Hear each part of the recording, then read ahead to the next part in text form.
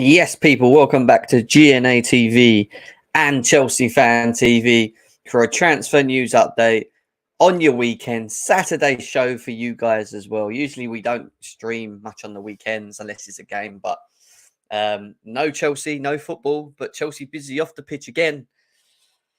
The last stream we done was only yesterday, and we were talking in regards to how many more players will Chelsea sign. Would Malo happen, yes or no?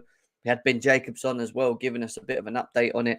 Malo has now been confirmed as a Chelsea player. Another addition I added in the summer, though. So this is a player that Chelsea are looking to add in the summer, not in the January market, which is still good. And we're going to talk about why that is good. Why that is a good thing as well. We're also going to talk about the madness in and around Moises Caicedo. The Caicedo news that we saw as well. We're going to jump into that and quickly highlight some of that as well. Give our thoughts on that. A little bit on Enzo Fernandez as well. And then we're going to open up the lines today and give you guys the opportunity to get involved and have your say. But we are here. It is a Saturday. I'm not sure whereabouts you are across the world. So please let me know in the chat. Smash the like button. Subscribe to both channels. Let's get these likes up, guys. Also, please share on your socials. Below where the like button is, there's a little share link. Share it. Let people know that we are live. Let's get some new viewers in here, in with the community of Chelsea Fan TV and GNA TV. And before we move forward, let's cue that intro.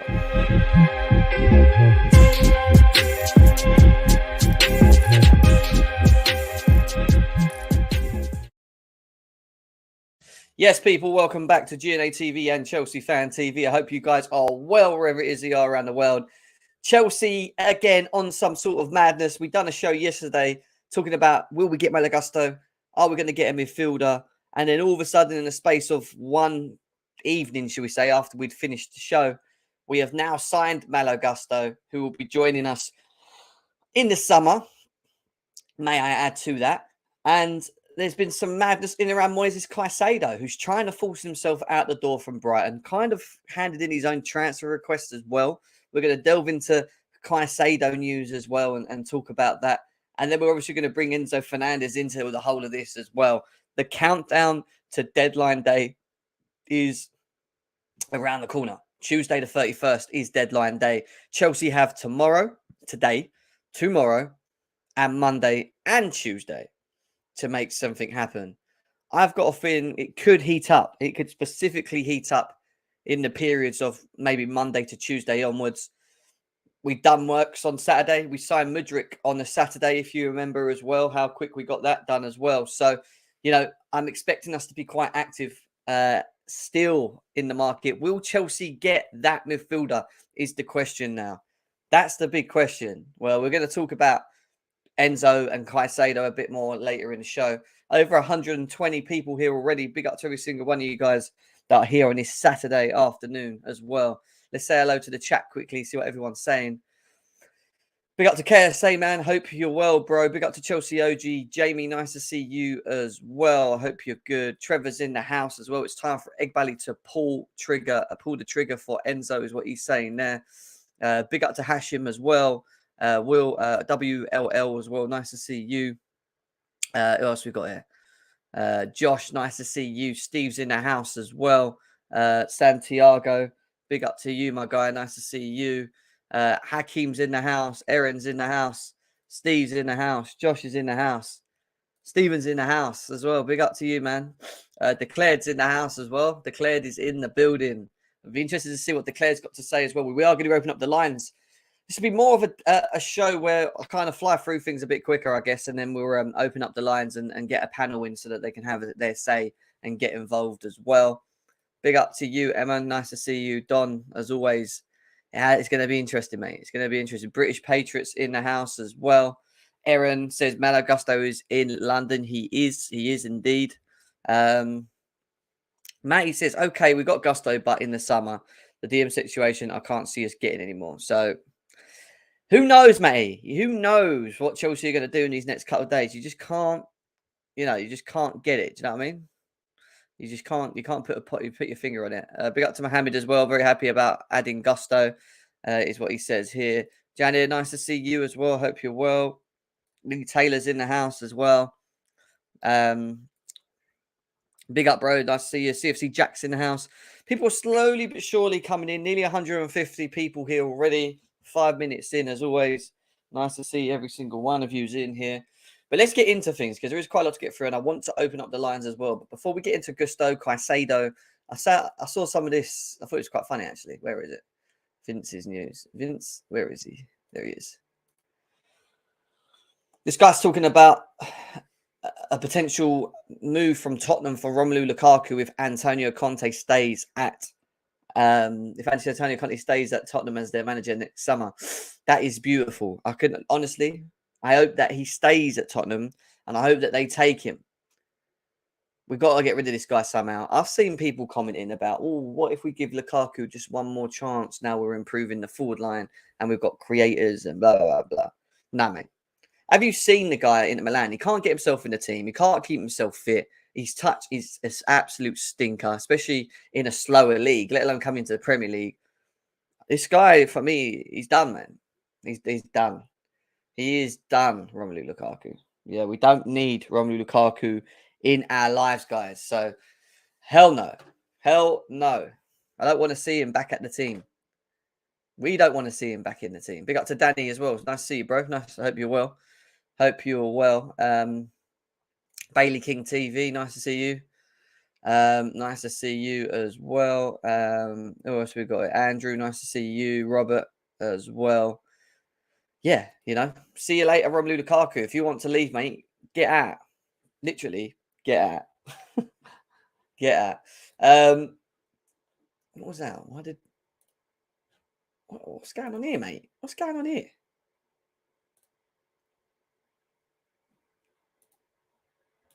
Anyway, I don't know what happened there. My tabs have gone a bit funny. But yeah. No, we don't. We don't need him, mate. We've got Nkunku. Right? Everyone goes, well, we still need number 9. Yeah, maybe to a degree. But let's get the creators in first. Let's sort the deep line out. Let's try and get like an Enzo in. Please, Lord. Bring the Enzo. We've got Mudryk. We've got Madueke. We're adding to this. We're adding to the strength of this squad as well. And when you think about what we've done so far, let's go through some of the players we've signed. And if I've missed any, you can let me know in the chat. Badashile, Madueke, Mudryk, Malo Gusto, Santos, that Fofana. What's that? 6 players? We've signed 6 players in the January window. Like, can you remember any football club in the January market spending like Chelsea have or how Todd Bowley has? This is the question. I don't think we have. And we might not be finished there. We generally might not be finished there. This is mad. It's a madness. Let's get into Malo Gusto because the Malo Gusto news is interesting. It was announced yesterday via actually, it was via Ormstein and it was via Fabrice Hawkins, who actually called it first. And it goes on to say that Chelsea have reached an agreement in principle, for Lyon to sign right back Malo Gusto for 30 million euros plus add-ons. 90-year-old French under 21 will remain with Lyon until the end of the season before joining Chelsea in the summer. So he ain't going to join us now. I had a feeling that Lyon were going to kind of push for this anyway. Yes, we could use him going into this next part of the season. But I still think it's very good business from Chelsea. When you think about cutting out the competition in the summer, which is what we've done here. When you think about, when you think about getting one of the top prospects in French football and very highly rated in the French league as well at the young age that he is, I think we've done amazing. And the fact that he wants Chelsea as well and has made it very clear that he's wanted to come to this football club is big. And right back now for me with him and Reece James is done for years to come. The profile of player that we've specifically got is a player that's still got growth, but is talented. And he walks into this Chelsea first squad anyway. He's a great player addition to have on the bench, even if Reece James is playing games. And even if Reece James is injured. Because if we lose Reece James, and we've seen it happen before, if we lose Reece James, and then we end up having to play Aspilicueta. We're all going to just sit here moaning that we ain't got anyone who can play off the right, and that we haven't got the depth, and Aspilicueta's declining, and then we're playing Chalobah out there because we ain't got anyone else. Like, we've suffered. It's one of them areas that we have definitely suffered along with the midfield for at least a couple of seasons now, in my opinion. And it's a great signing, guys. It's one that we should be happy for. Smash the like buttons, though. Smash the like button if you're happy with the signing of Malo Gusto. Hit the thumb. Let's see how many likes we can get from hitting that thumb right now, guys. There's nearly 200 people here as well. 70 people on GNA TV. We've got over 124 people on Chelsea Fan TV as well. Come on, guys. We ain't got enough likes as it is anyway. So please, everyone, smash the thumbs now. Let's get them thumbs up as quickly as we can. Let's try and get to 50 likes as quickly as we can on both channels, please. Come on, we can easily do that as well. Yeah, so we got the news in around him signing for Chelsea last night, and then it was abbreviated again by him. What's his name? Fabrizio Romano himself, who then brought out this, which shows Malo Gusto. Here we go. Medical tests have been scheduled tomorrow, this is obviously yesterday's tweet. In order to seal the deal, he's joining in June 2023 with Nkunku. OL received 30 million plus add-ons. So basically, 26 million plus 10 million, whatever add-ons. We don't know how much the add-ons are, but it should equivalent to around 35 million euros, I reckon. So, 35 million sterling, maybe. You'd think there's about 10 million add-ons involved in that. But again, we don't know what the add-ons are tied to. Is it, again, targets? You have to reach some targets to receive that. And to get a guy that young for 26 million anyway, and then offer him what we believe is a 6-year contract, 6 year with a 1 year, potentially, is amazing. Absolutely amazing move from Chelsea and the board again. Can't knock him for it. On top of that, we got the news today that he is in London, and about 20 minutes ago, from Fabrice Hawkins, who's the guy that broke the news in around Malo Gusto. Malo Gusto has arrived in London. He will pass his medical examination before committing to Chelsea. The defender should not play against Ajaccio, whoever that is, tomorrow in the league. So basically, he's going to miss a game just to get himself signed across to Chelsea Football Club. So great move, great deal. He was the right back that I wanted, the backup right back that I wanted. When I talk about levels, he's not at the Reece James level yet, but in terms of having the overall package and the talent and keeping the levels high, so if he comes on the pitch, I think we will still be solid in that position. He is the perfect addition to Chelsea, and he's only going to get better. He's playing with better players, a better team. His game will grow itself. The more games and times, the minutes that he'll get, and he will get minutes. Malo Gusto. People say, "Oh, well, how's he going to get minutes? He's not going to work. We've got Reece James." How many fucking seasons have we seen Reece James miss a certain amount of games, and then we've suffered? Obviously, like, the good thing here now is Graham Potter can rotate, right? I think Malo Gusto will get more minutes than people think. Reece James can stay fit, but he's played 2 or 3 games in a row, and you throw Malo Gusto in for 1 or 2 games. Like, there will be a rotation, is what I'm saying, and I think that's important. The fact that we're strengthening in positions, working on the depth as well, is great. Absolutely great news for us, and we should be happy as Chelsea fans. But he is an addition, not now, for the summer. And when you look at what moves we've already done for the summer, let's just bear this in mind. These are 2 deals we've made for summer before we've even got to summer. Nkunku, Malo Gusto, tick, tick. 2 additions secured for the summer. 2 top quality players coming in to strengthen this squad. And finally, we're starting to see the squad hopefully going in the right direction. It's going to be down to Graham Potter. Next season, the pressure's on him. He's going to still be here.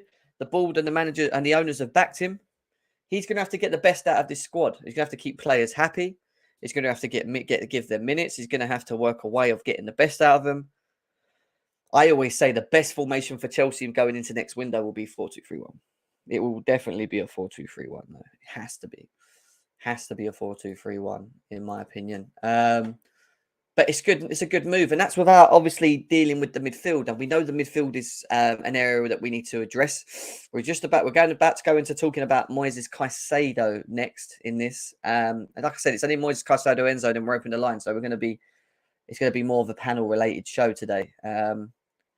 This is what people were saying in the chat quickly. Jim, you wanted Kunde, didn't get him. Now you wanted Enzo. You know it's Kurt. Listen, do you know what? I was in a space with Con a couple of days back, and he said that to me. He said, why is it every player you want, specifically want, like you actually tweet about more than others, never comes to Chelsea? And I was like, I'm just a punished person, unfortunately. I know what we need. I know. In my deep down, I know what Chelsea need. And when I see a quality player, I'm just like, I want him. And then, yeah, look, Enzo's not over yet, mate. Enzo's not over yet, but we will see. Big up to Lee Taylor. We've been paying over the odds for years. This is proper. Central midfield is utmost. So listen, we've dealt with the right back area. We could argue that we maybe need one more up front, depending on who goes and whatever. It depends. Now, and we've sorted out the central back area because Thiago Silva's staying at Chelsea for another year. Yeah, you've got Badishile in there. You've got Chalobah. You've got Wesley Fofana. You've got Koulibaly. You've got Colwill on loan. All right, that is strong. That is a strong, defense, in my opinion. You've added Malo, Gusto, Reece James. You've got Ben Chilwell and Cucurella, who I think is perfect. Yeah, Lewis Hall as well. Let's not forget Lewis Hall. Free. Now, the only area we need to be addressing is that midfield. Are we going to address it in this window? That's the real big question here. Will Chelsea make moves in this window? Now, there's over 250 people here, nearly 300 people here, actually. Big up to every single one of you guys that are here at the moment. Can we please make sure we're hitting the thumbs, though? Let's get these thumbs up. I know we haven't got enough on GNA TV at the moment. Please, guys, let's get this up to 50 likes. If you haven't hit the thumbs, you're watching. There's over 90 of you here. How we've only got 28 likes, guys. Come on. Please smash the thumbs if you haven't done already. Chelsea Fan TV, there's nearly 200 of you guys here. Only 62 likes. We should easily be getting that over 100 as well. So please hit that. Subscribe to both as well. We've got a lot of interesting shows to be having in the next couple of days, and it's going to be fun. It's going to be fun, hopefully, anyway. Now, we're going to talk about Moises Caicedo because he absolutely dropped a bomb. An absolute bomb yesterday. Big up to Galib as well. Nice to see you, bro. Hope you're good. Absolute bomb yesterday. No, we're not actually. We're not going to Moises Caicedo. We're going to save that. We're going to go back to Malo Gusto because what we haven't done yet is talk about the profile. And when we sign players, I always like to find a little quick thread about the player, for us to learn a bit more, understand a bit more, And this is supposedly quite a good thread. So let's go through that. Yeah, we should be getting to 100 likes, man. Let's get us 100 likes. What type of player is Malo Gusto? Right back, right wing back, right centre back. He's versatile, is what we've had the options on here. Then we go on to say here, Chelsea have agreed a deal. We know all this. Now, it goes on to style of players. This Gusto is a highly complete right back who can play multiple roles. A right back can play roles a right back can play. He has started as a wide outlet right back in a back four, a right wing back in a back three, and an inverted right back in a back four with a wide winger and a right centre back in the back three. So basically, cut a long story short, because of the attributes that he has, speed, athleticism, being able to create, being able to cover the areas quickly, even if he does go forward, he's basically a versatile player, which is a good thing for Chelsea. Even if we do want to switch the 4 at the back into a 3, we know we can slip in. And he's done all of those under Peter Bosz and Laurent Blanc, is what we're told. So they played the back 3 with Gusto playing as a right centre back. Now, I know we've got Trevor Chalobah there and others, but it gives you a bit of an idea of how he can be utilised at Chelsea and why Chelsea may have gone for him. I know we're talking about back fours, and back fours is what we want going forward. I still think that we're going to alternate slightly dependent on who we're playing, right?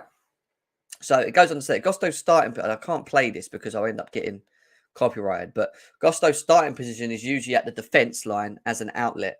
He then gradually moves from there to take on wide positions as his team progress up the pitch. He doesn't immediately stay high.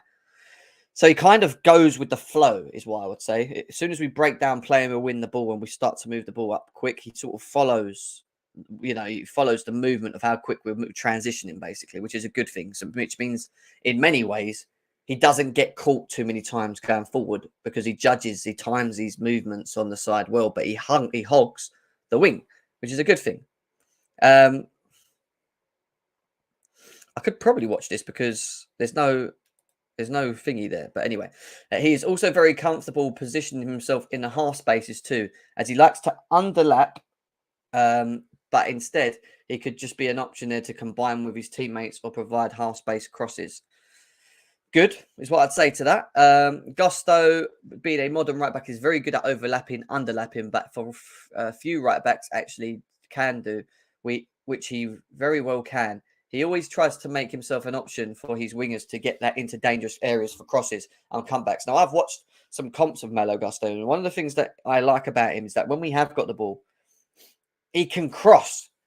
You know, we've got Reece James that can cross. Well, we have another right back, guys, that can now cross, which means we will start seeing balls fed into our attackers more, and we should be creating more through him. So now when we lose Reece James and we've got nothing at right back, now we have Malo Gusto who can now equally create. So we still have a creativity spark from the right because Malo Gusto can do it. Aspilicueta can't do it. Trevor Chalobah can't do it. Doesn't matter who we play out there, they can't do it. So that's good. I understand it with Tete. Gusto has a good dribble. Gusto has a good understanding with Tete, giving him space. Tete is a one-on-one dribbler, so Tete receives the ball wide on the flanks to isolate his defenders one-on-one, and then Gusto gives him that space to receive. So basically, he works well with a dribbler in front of him. And if we're going to play someone like Madueke in front of him, who is a dribbler, Madueke is going to love Gusto. He's going to love Gusto because Gusto will drag players away and he'll run into the pockets of spaces, which will allow dribblers like Madueke, Mudryk to be able to run into them positions, even if it's Sterling, drive, basically, you know. With his overlapping and underlapping runs, makes it harder for defenders to track and give the wingers unpredictability, and can work with Madueke, another left-footed winger who we possess. So basically, what I just said there, he picks these moments to overlap. His timing is very good, and that's great news. He's two-footed. He can play at both feet, common with our new signings. In fact, his back passes are usually down with his left foot, so he's comfortable with both feet. You know, if he's forced to go on his left, he can comfortably tackle and use his left. He has this particular skill of rolling over the ball, faking to pass with his right and making a forward pass with his left. I like that. I like that. The unpredictability, guys, which is cool, right? That's what we want. We want players that are unpredictable. What else we got? Gusto is a proactive defender and likes to get tight to his man. It can work against him for nicky wingers who can easily turn him, but also when done right, it gives a little space for players to receive the ball. So he's aggressive as well, but he has the speed to recover. He's also good at counter pressing as well. Crossing is his strength. I already mentioned that to him. If you've not seen it, go and watch the comps as well. I'm just going to fly through this quickly. He can grow at creating space for himself to crosses. He does it already by using, So again, different types of creativity. Gusto is very physical, such a strong player to come against, and usually uses shoulder barges and drags, as mentioned, to win duels with opponents. So he's not rash. You know, he's quite clever at judging his challenges, which is a very good thing to know. He wins 4.4 per game with the 55% success rate in Liga 1 this season as well. Tackling, Gusto is a tough tackler, as we've seen him in duels. He is tenacious as he lets his man go easily. Sometimes he does a bit too much, as it seems to give them a head start. Then you would think he's already beaten before he eventually reaches his man. Yeah, because he goes so tight because he relies on his own speed. So even if he's playing against a nippy player like, I don't know, like it looks like an Mbappe or a Neymar, even if they get that extra 1 or 2 yards in him, he kind of trusts his speed to kind of get back into place. And that's great. He's a very solid one-on-one defender. He uses the same technique explained above to defend that. He usually stops the final action of his opponent before tackles are in. Good. So he's a good interceptor as well. And it goes on. He's good at recovery runs. You know, his interceptions are decent. Ball retention. He's technically sound. Good with the ball at his feet. Again, suits Chelsea in terms of how we like to play moving forward. Technical ability. He has it. He sounds like an overall great player, and he's so young. You know, he's so young. His link-up play with his teammates out wide in half-pass is good in touch and like to play passes and immediately make himself available. So 1-2s with his side of the pitch is very good. His ball carrying is very good, as you can see in the clip here as well. The weaknesses. Now, that's what I was looking for. What is his weaknesses? What is his weaknesses? Mark too tight / drugged out of position. Whilst Gusto is proactive defender, it can work against him at times, can cause opponents, can easily overload his flank and put him out of position. So basically, put 2 or 1 on him, he's in a bit of trouble. But if you do it to any defender, you have the same issue. You have the same issue. That doesn't surprise me in many ways. Too square. He's too square at times. Let's have a quick look. Believing wingers more space to go outside him. So he kind of backs off and allows them to cross, which that's not a great thing. Angling his body inside too much. He's meant to be at an angle to turn. So basically, sometimes his body position when dribblers are running at him, he gives them too much space, kind of allows them to run at him, and he kind of wants to then judge his tackles. But sometimes it gives them too much space because then they can make the cross, like we just saw in that video there. So something that he will need to work on. In-seam run passing. Another that he can improve on is his passing into the half bases for in-seam runs. He tends to misjudge the weight of those passes and leaves it shortly, mostly for his attackers. It helps to break the opposition's last line. Interesting. You have to watch that. So, that's it really. There's the thread. So what I would say is if you guys want to check it out, go and check out Sean. Big up to him on his thread on Malo Gusto. Some good stuff there.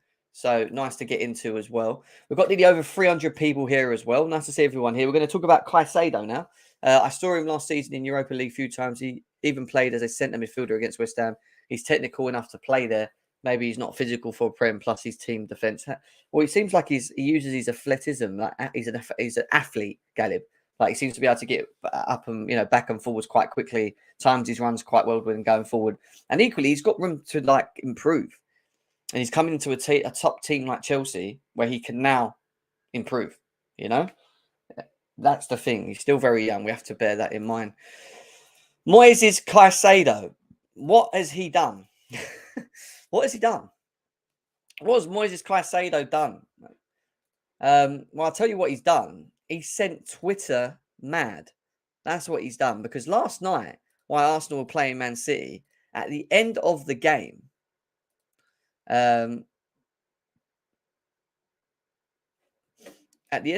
he decides to bring out this comment. And this comment goes to say that I'm grateful to Mr. Bloom and Brighton for giving me the chance to come to the Premier League. And I feel I have always done my best for them. I always play football with a smile and with heart. I am the youngest of 10 siblings from a poor upbringing in the Santo Domingo in Ecuador. My dream always is to be the most decorated player in the history of Ecuador. I am proud to be able to bring in a record transfer fee for the Brighton, which allow them to reinvest it and help the club continue to be successful. The fans have taken me into their hearts and they will always be in my heart. So I hope that they can understand why I want to take up this massive perspective. Now, when you read that kind of, in the way that he's worded it, he's made it sound like he's going. Like someone's paying the money and he's going. Who is it? Arsenal? Chelsea? Like he made it very expect something to come out soon. But then on the flip side of things, we're then hearing that Brighton aren't selling him still. Aren't willing to sell him. But he's just brought out this comment. The guy basically, in a way, is just putting his own transfer request. He's basically saying, I don't want to be here. Let me go. Now, Arsenal bidded yesterday 60 million. We already know this. We spoke on it yesterday's show. And then it got rejected. Then this statement come out. Now, I don't want to put it past Chelsea because we know what Chelsea are like. But I've just got a feeling that Arsenal are going to go for him. And when we heard that Thomas Partey could potentially have an injury, I think he's got to have a scan, is what Arteta said as well. I've got a feeling in me that this is more of an Arsenal thing than it is Chelsea at the moment. However, it could have been the case, and we've seen it before, that while Arsenal and Man City are playing, Chelsea have persuaded the player that they're going to do business and brought him on side, made him do this, and they're going to drop a big bid to Brighton. But from what we're told, Brighton don't want to sell him. Brighton don't want him to leave. So I'm a bit lost. They've now overvalued him, and we're going to get into the tweets in a second, all right, in terms of how much they will let him go for. But he's kind of saying, I'm going. So them saying he's not going, like from what we've seen here from Ornstein, this comment here from Ornstein, right? Moises Caicedo will not attend Brighton training at 11 a.m, nor play Liverpool tomorrow. Brighton have told the 21-year-old Ecuador midfielder to stay away until Feb 1st when transfer window closes. Plus, expect him to be a part of the squad for the second half of the season. What? Like, irrelevant if it's Chelsea now, even Arsenal, right? If it's either of us two. We know Moises Caicedo's got new agents. Maybe they've misinterpreted the situation, not understood Brighton's position, misguided Moises Caicedo to the point where he's come out with his statement, which is what he's done. But he's done it and he's committed to it. And that is either a transfer request, him handing in a transfer request and saying, come and get me, or his agent, the player, have spoken to a club specifically who haven't probably put in a bid down to Brighton yet and said, we are coming to get you. We are increasing our bid, a bid that possibly ain't going to be accepted. When I saw this news yesterday from Caicedo, I was just waiting for an Ornstein dagger. I was waiting for a Fabrizio Romano, here we go. And when I was putting two and two together, I just thought it was Arsenal, in my opinion. I just thought it was Arsenal, just because on the back of it being rejected. And then when it got rejected, we were told that they were going to go back in with another bid. Why I wouldn't maybe think it could be Arsenal is because they didn't get Mudryk. They didn't spend that money for Mudryk, but now they're going to spend this money for Caicedo. But then you think back to what happened yesterday with Partey, and then obviously Lukaku coming off the pitch, walking off, storming off as well. I don't know. Moises Caicedo follows Chelsea, but also he follows the others. He follows a lot of the Chelsea players. There's an image of Moises Caicedo in a Chelsea shirt. And in a quite recent Chelsea shirt. In that one, actually. I think it is the blue one. Which was not even long ago. So, I am up in the air with this. I don't know where he's going to go. All I know is he wants to go. He wants to leave. Now, is there one last big bombshell to come out of Caicedo? Out of this window for Chelsea and Caicedo? Potentially. But there's more to this, guys. And it is crazy. Big up to Ashraf. It is crazy hours. Over 450 people here at the moment. Big up to every single one of you guys that are tuned in as well. We're going to open up the line soon. I want your thoughts and opinions on this Caicedo news as well. And it's going to have, and then we're going to move on because we've got a couple little other things to go on from the Ornstein thing into the next bit, which is obviously Fabrizio Romano, and he's now sort of confirmed the same sort of thing.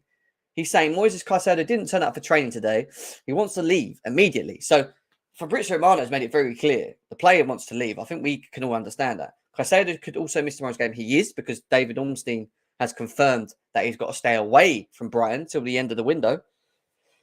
Understand Arsenal expected to improve their bid after 60 million revealed yesterday. So again, he's not mentioning Chelsea. He's not said anything about Chelsea improving their bid. He's just said expecting Arsenal to have that. So you would think that Fabrizio Romano spoken to someone to have this opinion. I don't know, guys. You know, equally, I'll say this to you, and I know, and we're going to get to Enzo Fernandez in a second, but I would prefer Enzo Fernandez anyway. And part of the reason why I would is that Simon Phillips brought out this comment about Caicedo. And it's from Miguel Delaney, right? And his comment, obviously he's a chief football underwriter for The Independent. The comment basically said that Arsenal and Chelsea would need to go to 90 million to sign Moises Caicedo from Brighton, with the player's rebellious actions leaving the club stance unchanged. So their stance is, you're not going anywhere. You can sulk. We'll punish you by you not playing. we'll wait till... It's a bit like the Enzo Fernandez thing. Yeah, Enzo just didn't want to play for him. He pulled himself aside. We've been told he was going to go Argentina. It's the same thing. That's what's happening now with Caicedo. Except Caicedo's kind of put in a transfer request. Caicedo actually came out and put a statement. Enzo didn't. But Enzo's actions were clear. You could see it. Caicedo's actually put action in and put words into it as well. So I don't get how Brighton think they're going to keep him if an Arsenal or even a Chelsea come in with this bid that's anywhere near 75 million plus, in my opinion. I still think it's going to be Arsenal. I don't want it to be Chelsea. And you might be like, what are you talking about, Jim? Why do you not? What are you talking about? Why would you not want Caicedo? If this is true and we've got to spend 90 million to get Moises Caicedo, pay another 15 million and get Enzo Fernandez. It is becoming a bit of a joke. Moises Caicedo was being linked at 75 million originally. I don't care if Arsenal go and do it. Honestly, let them think that they've hijacked us. They haven't hijacked us. Because actually, what we want is Enzo Fernandez. I'd probably go to speak that most Chelsea fans in here want Enzo Fernandez at this football club. Why would you spend 90 million on Caicedo? And that's probably without add-ons, by the way. Yeah. When you can go and get Enzo Fernandez for 105 mil. And I don't get the logic. And I'm kind of praying that we don't go and do that. If that is true, if that is an actual true amount, I hope we don't go and do that. When they said for 75 mil, I thought, right, Chelsea might do a 65 plus 10 add-ons. And then in equal, when you think about add-ons, it only works if the player achieves with the club, the player hits his targets. So in theory, you're only paying 65 and you spread that over 6-7 years. Yeah, all right. Still a lot of money for him, equally, in my opinion. But Premier League proven, he's having a good season at Brighton. They value him. He's having, who are we to talk when we're lacking the midfield that we need anyway? I want Enzo, man. I can't keep stressing. And there's over 500 of you here at the moment. I want Enzo. For that kind of money, I don't want Caicedo. I want them to go and spend Arsenal. I'm talking about Arsenal themselves. I want Arsenal to go and spend 90 million on Caicedo. Because then it absolutely eliminates the fact of us doing it. And then hopefully, on that basis, we will get an act from Todd Boehly to bring in this guy. And this is the guy that we need at this football club. And we have to act now. This is the man. There is not many profiles in football like Enzo Fernandez. And I don't care. I don't care if it costs 105 million. We have the chance to split this over 7 years and give them a bigger lump. We can do that. Chelsea, spend 60, 70 million on a big lump on him, then put 60 and 70 million down for Caicedo. Do it. He's a profile that we need. And I've explained it many times.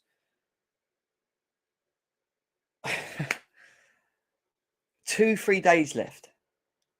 He made it very clear himself that he wants to play for Chelsea. Yeah, he's playing for Benfica at the moment. But don't think twice that if Chelsea do go and lay the money that Benfica want, that he's packing his bags and coming, because he will. And we need him. We need Enzo Fernandez. And if we leave it to summer, my biggest worry is people like Man City, people like PSG, with Messi and whatever, may look at an opportunity of competing with us for this player. And if we don't have Champions League, and I'm not saying it's the biggest factor with us, don't get me wrong, because I still think we can track players. And these other clubs do. It's just a winning point for them. We have to go and get Enzo Fernandez. We can't go and spend 90 million on Caicedo. Yeah, do you know what I mean? Let them think it's a hijack. They're fools. They think that we want Caicedo for 90 million. You go and take him for 90 million. So it triggers Todd Boehly, Egg Bally and Blimmin' Clear Lake Capital, the company, to go and get Enzo Fernandez.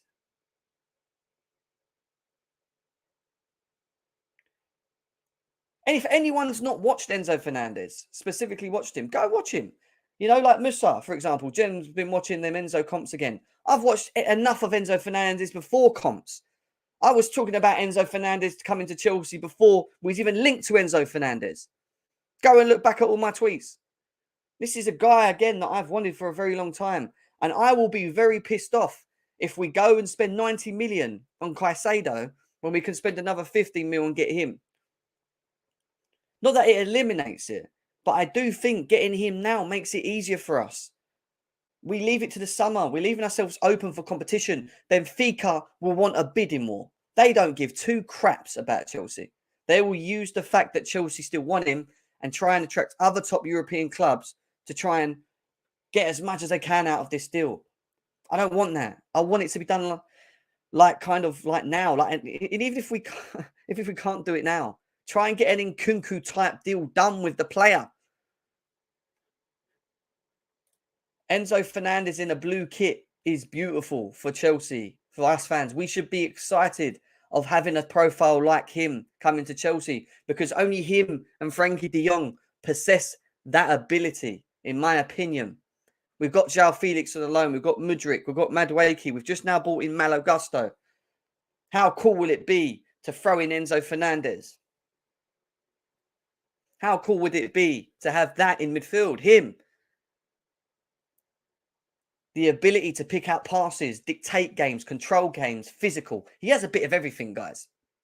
But his most prized, possessed attribute is the way that he can. That is the way that he progresses the ball. He's the way he can spread the ball with both feet from left to right, and it hits his man every time. The way that he can just pick a ball over the top when players actually make runs behind. And we've got players that are going to make runs behind now, like Mudryk and Madueke, João Felix. You know, Havertz might get a bit of confidence, whoever. Now we're going to pick balls over the top. Let's actually run because the person that's got the ball can actually find us. We don't have that in Kovacic or Kante or Jorginho. They can't do that. Kovacic does try and do it, but he's just not to this level. This guy's level. And Todd Boehly, we need Enzo. I can't stress how much this of an opportunity it is to get this guy. We don't get him. I am telling you now, we are going to punch ourselves because he will go to a top club and he will become world class. At 21 years old, he's only going to get better, this guy, providing he keeps himself fit and injuries and he's blessed with not getting injuries and stuff. This guy is a game changer, guys. Enzo Fernandez. So Arsenal, do me a favour. Go and spend 90 million on Caicedo. Please, do it. And hopefully that will trigger Chelsea to go and get Enzo Fernandez. Now, everyone, smash the like buttons. Over nearly 600 people here. I did promise to open the lines up. I am going to open the lines. I want your thoughts on Moises Caicedo's crazy acts yesterday. Who is he going to go to? Will Todd Boehly test the waters for him? Or will Arsenal take him? I want to know your thoughts and opinions. I want to know your thoughts and opinions on Enzo Fernandez. Can we do it? Will we do it? I'll be honest, it feels like we probably won't. It's just frustrating. But don't go and get me Moises Caicedo for 90 million then. Just don't get a midfielder. Because 90 million is ridiculous. That tells me that you could have had either Enzo or Moises Caicedo and that you've actually prioritised him over Enzo. No.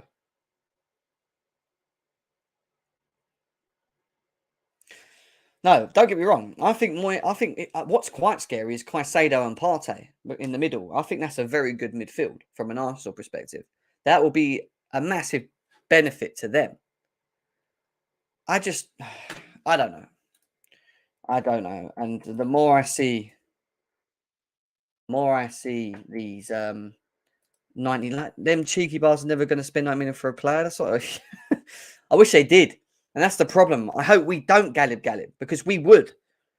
We would, I think. But don't go and do it. Do not go and spend 90 million on him. Don't do it. Not if you're not going to get Enzo Fernandez for 15 million more. That makes no sense to me. No fucking sense. And it will just really piss me off. The price is set to deter buyers. No one will. Yeah, they won't. But, if the 90 million is true, I don't know. I mean, Alex, how are we doing? How you doing? Probably the only one that wants Caicedo. What, for 90 million? Not for 90 million. Now, that's my Big problem. up. I ain't got a problem with Caicedo, the player, but 90 million? It don't make no sense to me. I'll be honest with you. I don't think anybody paying 90 million, so that's like the last thing we heard is 60. So if it's around 60, 70, all right, fine. I will be pissed off if Arsenal gets it. That makes sense. I think it will be big disappointment if we not sign it. Because I think it's actually harder to get Enzo than Caicedo. 100%. I agree with that. Because if it's more, it's really, really hard to get Enzo. Benfica, plus it's not only about Benfica, it's about Enzo. Enzo is not as determined as Caicedo to leave the Benfica. Enzo he was at the beginning. No, he wasn't. He was never put in that kind of statement. Well, no, he didn't, but his actions were clear. The guy didn't go and train for him. He was on his way, apparently going to go and fly to Argentina and whatever. We've supposedly pulled him aside and told him and Benfica that we're going to lay a bid, which we never did. We actually gave him a package of 90 million rather than giving him 120 million once we actually laid something down. So obviously we did get in his head, I think, in my opinion. And I mean, he said that he wants between the back lines. Yes, he said that he wants to leave. Did you see him put any kinds of statements? Not like that. No, it's different. That's what I'm saying. Different. So, this is different. Not this is different. There's a big difference. It's different because what I mean, he's actually kind of put a transfer request in Caicedo. By doing that, that's kind of saying, I want to go. Yeah, but Alex, the statement that Caicedo's put out doesn't mean that he wants to come to Chelsea. He just wants to leave. He just wants to leave. Thank you. I didn't get it. What I'm saying is like it's about intention of the player and the club. So for me, Enzo will never does that. He will not disrespect that. Enzo, what Caicedo did is kind of disrespectful because he only been playing for 29 games to the club. To be doing that kind of thing, even to the fans, you can put like a transfer request behind the lines. You see what I'm saying? You can put transfer requests behind you don't have to put the statement like that. It's kind of disrespectful, but I still will take him because I think he's probably misguided by his. He's got new agents as well, so he's probably been very 100%. Misguided. 100%. But for me, I think Caicedo is the area of the field that the most important for Chelsea than what Enzo position on the field. Not for me. But that's of course not for you. You're the same person that rates Barcelona players. No, but I've given my reasons why I think Enzo fits Chelsea and why I think we need that. I've explained because you think that because you think of him what I don't think of him. Both positions are just as important. Yeah, they are, but they are as important. I think that the true answer is we probably need both. We need both. We need both. Yeah. That's the thing. It's like, what do you prioritize more, that one or that one? That's the only thing we're saying. Do you know what I mean? Like, because I think you can find the player like Enzo quality. Nah. There's a lot. Nah. It's the other way around. Way around, man. With De Jong, it's a field. Yeah, I agree with that. De Jong. Yeah, De Jong. But listen, Enzo wanted to come to Chelsea, right? Enzo gave us the green light. He accepted terms. He wanted to come to Chelsea. We just didn't want to pay what they were asking for. De Jong is completely different. De Jong, this is Barcelona's dream. Alex, let me finish. To Chelsea because Chelsea is the only one that actually bid for interested in him.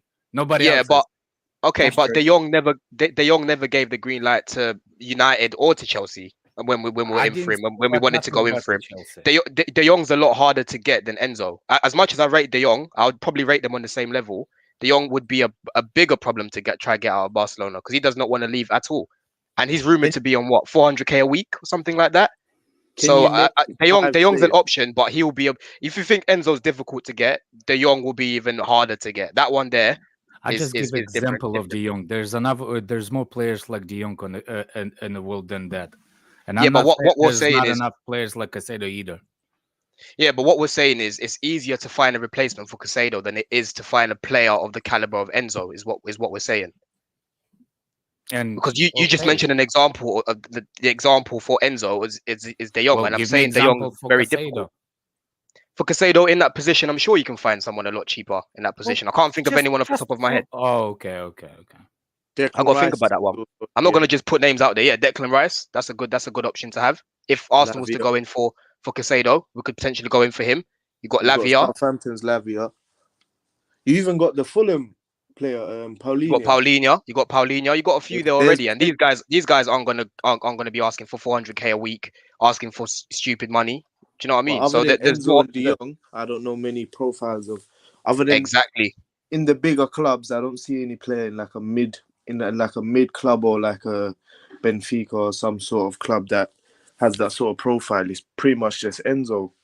Exactly. I mean, we're not scouts, but it's down to the scouting team. But from what we can see, there's not many players like Enzo. There's a lot like Caicedo, although Caicedo is a top player. Like I said yesterday, there's inflation. Better than the other one. This is not the discussion right now. I think a Caicedo would be great in our team, in my opinion. I think he would work, but I just feel that with Enzo, and I've said it like you guys are just saying now, I don't think there's many. In my opinion, when you look at the ability of the player, I don't think there's many players in world football that can do what he does. And it's not that he just does that one thing. When I look at Enzo Fernandez, he could do a bit of everything, in my opinion, anyway. But what we actually need specifically, and how I think we want to move forward quickly and control games, and not to the point where it's like Jorginho, where we recycle balls and play sideward balls. This boy has the ability to pick the ball up with right or left foot. And if he sees a run of Reece James or Cucurella or Ben Chilwell, he will find them. And it will go there, he's got the ability to be able to pick out passes, not even from outside the box. When you see teams drop deep and play low blocks, he's the guy you give the ball to, and if you make a run, you just play it, bang, and it lands out to that play. Like that's the type of players that I want. Players that can unlock defenses, unlock midfields, allow the forward line to tick better. Yeah, he gives us that's the kind of player I want in our team. So. I've said it many times about him. I ain't going to stress on it. I know. One thing I will say is that I do believe that we need more of an Enzo player than Caicedo, because we still forget the fact that we've still got Zakaria and Kane this season.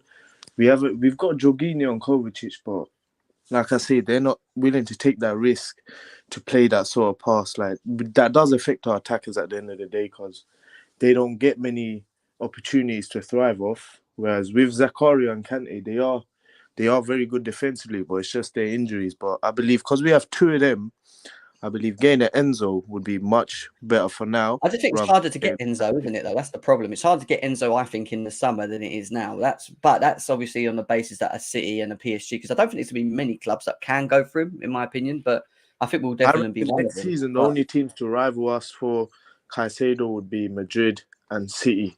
I don't see Liverpool with the money. I don't see Arsenal with that sort of money. PSG, you could say, but Man United.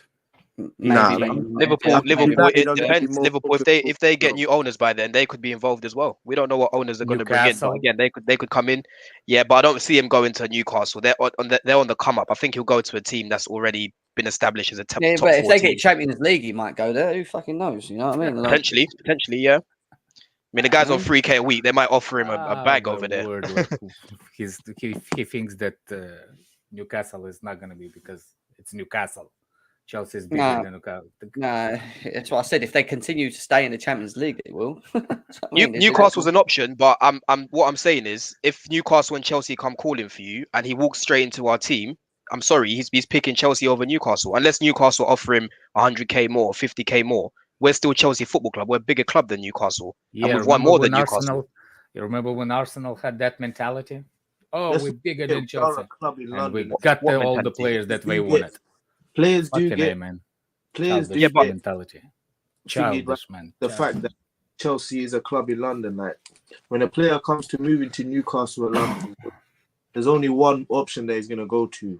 Yeah, the one that pays better. Players will want to go to Newcastle, especially because of the sort of area, and especially because they're not going to be on top. They'll be top 4 probably, Champions League, but they've still not risen to that level where they're going to get the respect they deserve. Exactly. They actually make it.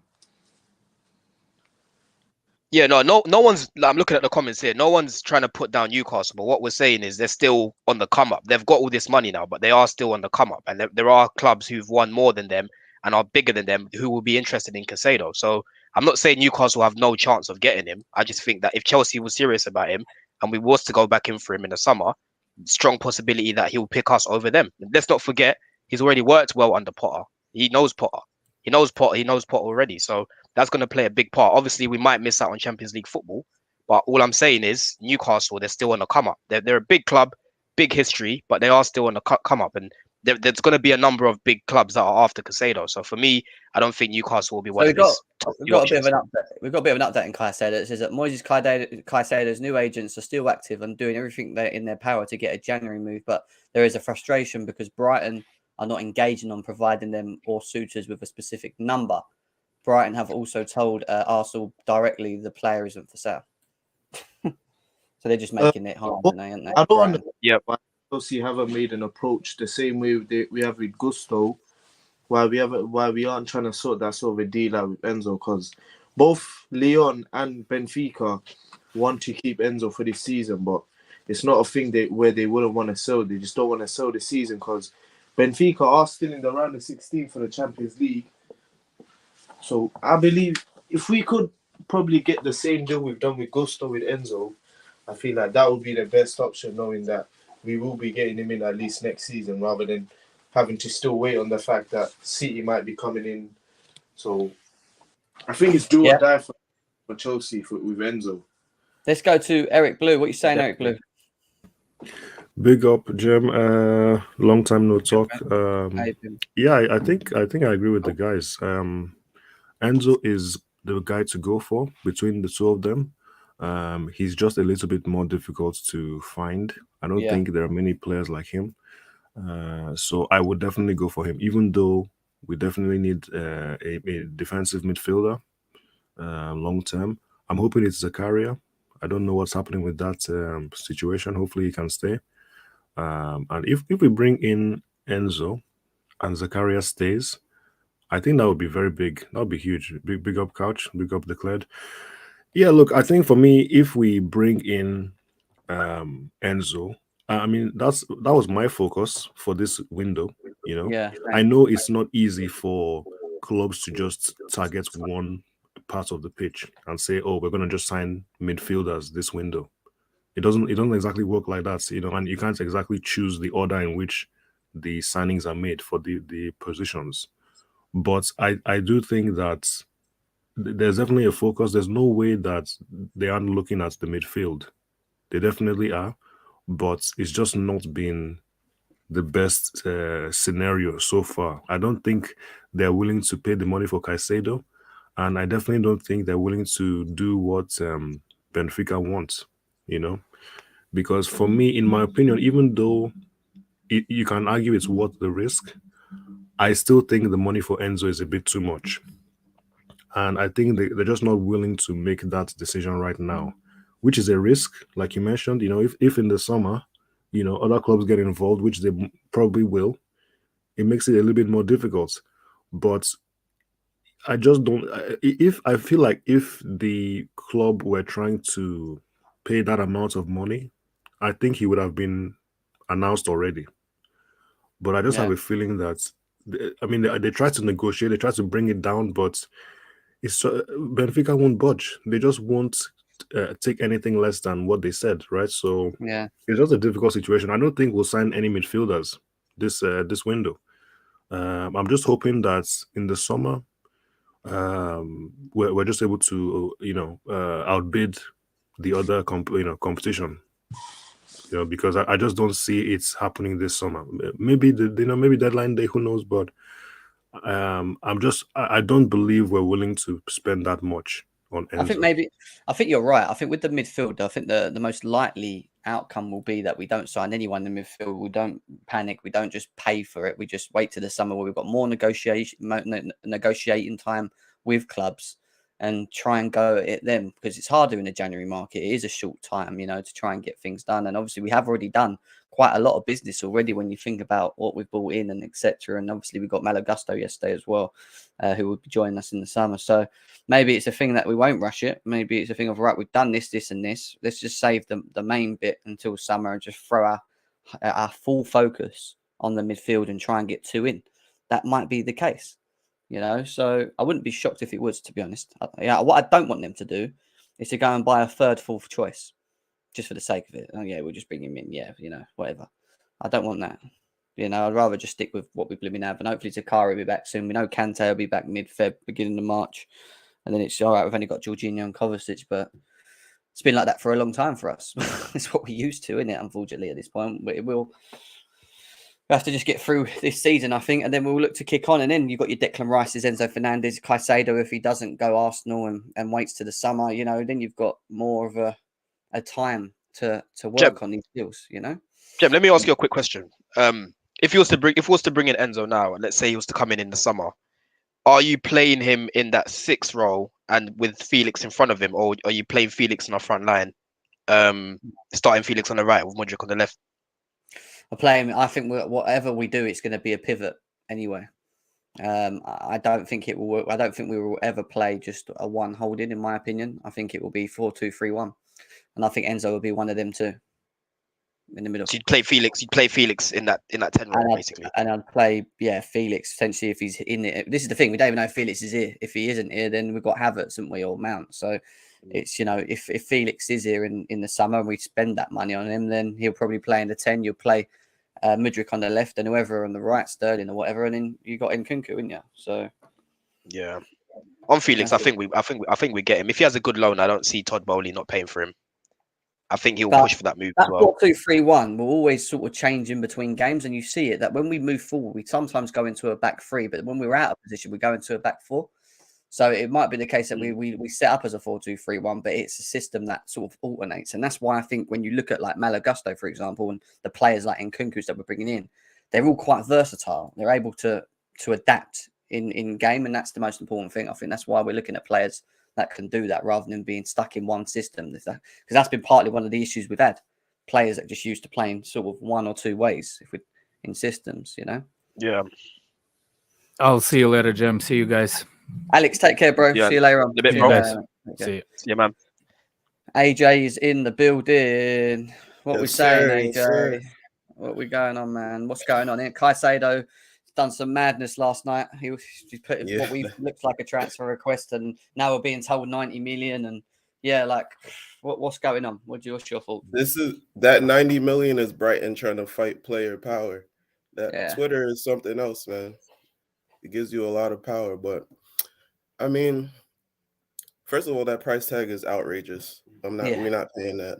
Secondly, I still don't know. I guess Caicedo is one of our top choices, but is the plan to get Caicedo and Enzo? Like, what's the plan? You know, is it either or? I think it's either. I don't think they're both the plan.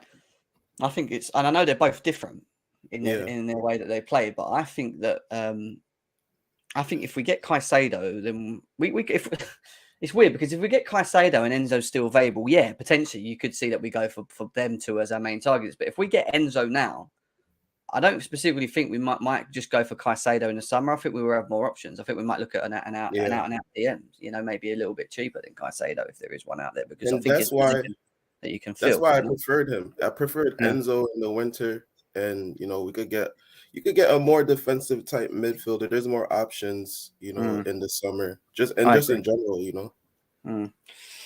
Enzo, what do you think? Is it going to be a summer one? Do you think we might just, you know, do something before that? Or do you think we're going to be patient on the midfield, leave the position and just go for 2 in the summer and just commit to it in that way? If we can't get Enzo, which it doesn't look like we're going to get him just because of the structure, they're not trying to come up with 120 right on top. They want to spread it out. If we can't do that because Benfica wants the release clause, then, I mean, unless we could get like a Frankie de Jong or something like that, I think we just got to wait, see how the summer plays out, and then we might just have to move on from Enzo. But they need to identify like 2-3 more targets besides Enzo with that type of skill set. So there's not many though. There isn't, and that's the problem. You know, you're getting That's like right. a graded player in his role. You know, it's just like, well, Yeah. if you can't get him in the January market, do an Nkunku style deal and try and close the competition out of Benfica and say, look, we'll give you what you want. You can keep him. You can keep him till summer. We'll give you what you want, but you've got to agree to the instalment plan that we want to pay. And that gives us a bit more breathing. And if then he goes, yeah, I want to go in the summer as well, you know, because I've stuck here like you wanted me to. Maybe we can get around it that way. Maybe that's the plan for Chelsea with Enzo Fernandez. I don't know, but I just don't want to. I can't imagine us losing it. Get him going to a City or Real Madrid. Oh my lord! If Oh. he goes to the Premier League, that's problems. I even forgot about City being an option because they're looking to let go of Gundogan and Bernardo, right? Yeah, they're going to be Those two, spending so money. they're definitely going to want to refresh that midfield. Yep. You know, Pep's looking for some young blood, He's so perfect for him. we do He's not want to perfect. get into beef with them. He's No perfect way. for them as well. The way that they play, Perfect. he would absolutely rinse it, mate. He would rinse it. Complete. Haaland would love him. De Bruyne would have someone else that can create next to him as well, Oh, mate. God. I don't even want to think about it, to be honest. No. That would be a disaster. We can't let that happen. I think that is the biggest. Can't let that happen. That's the biggest disaster since Haaland went to Man City for me when we were going in for him as well. But anyway, we moved from that. I don't know. I don't know how to feel about it, to be honest. What we're saying, Collins. If you're going to talk Collins. Collins. Where are you, Collins? Collins, you muted. He's unmuted. Oh, Collins, mate. If you're talking, we can't hear you. Yeah. Cat got his tongue. Do you think there'd be any Cat more- got his tongue. I like that. Cat got his tongue. That's a good one. Cat got his tongue. Oh, God. So, come on. What do we think? Are we done now? I did say I think we'll do one more signing, and we got Malo Gusto. Are you happy about that signing? We've got to talk about that yet. Malo Gusto to Chelsea yesterday. 30 million euros, 26 million sterling. We don't know how much add-ons yet. Are you happy with the deal? Yeah. I'm happy. Right, oh yes. 100. Yeah. It'd have been nice if he came now, but I mean, at least we got a But quality. again, at least it cuts out the competition, AJ, you know, because at least exactly. So this is why I don't mind doing that. Can we not do that with Enzo? Benfica, look, we'll give you the money. You can keep him, but you've got to give it to us a bit cheaper, and you've got to do it the way we want it. But you can keep him for the rest of the window. At least we know we got him. I'd love it if we could do that. I really would love it if we could do that. Yeah, come on, guys, elaborate. I mean, Malo Gusto, what are you saying, Eric Blue? Yeah, I think he's a promising player. He has some nice highlights. No, but I think he's a good player. He's young, but I remember when Reece James was young, and we didn't know for sure that he would make the step up, and he did. I'm not saying this guy is on his level, but if we can get someone who can push Reece James and can also be a starter when Reece James isn't available, I think that would be a very big help because, like you said earlier, you know, Chalobah can't do it, Aspi can't do it, you know, so we need someone with quality, man. So I think he has the dribbling, you know, ability to help us going forward. You know, I think he's a good passer. Defensively, maybe he can improve, but I think there's a lot of potential there when you consider his age as well, you know. So hopefully he's a successful signing. And I have a lot of hope in our strategy now compared to before. If you look at the kind of signings we made, under Tuchel and the signings we made after appointing, Vivel and Winstanley and all these other guys, I think there's a difference, to be honest. I'm not saying everybody we signed under Tuchel was bad in the summer, but I think there is more of a direction with what we're doing. So hopefully it works out. I put a tweet out yesterday. Look, I love Roman for everything he brought to the club, but under the old model, we would have definitely refused loaning him back.